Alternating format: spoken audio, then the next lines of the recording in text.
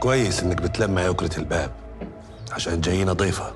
خلي حزينة تنظف الأوضة اللي فوق، الأوضة الكبيرة.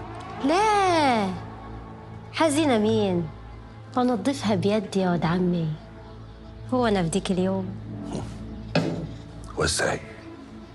ألف سلامة، ألف سلامة.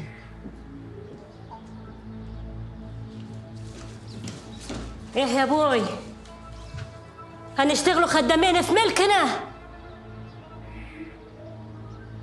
ماشي، كله يهون كرامة لرضاك علينا. بس يعني المثل بيقول إن كان بدك تعاشر حر اسقيه قبل الحلاوة مر. وانت من يومك يا ابوي سايب له السايب في السايب، واللي ما يسمع لكبيره يا تعاتيره. اسمعيني زين يا برنسة، كبيركم حكيم ورضايا فرضا حكيم، واللي زعله أو يزعل مرته أو يغدر بولده يا ويله منه. عالم ربنا يا ابوي فرحانه له فرحة الضنا. شوف الضنا، الواد اللي جه لحكيم ده فضى اخواتي. حكيم عدواته كتير واخرهم عداوة غراب، وغراب هيضرب في اللي بيوجع، ويه يوجع حكيم كد ولده.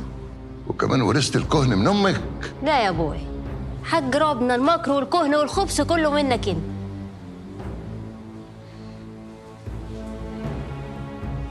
انا هروح انظف الاوضه عاد عشان حكيم ما يدينيش كلمتين في جنابي.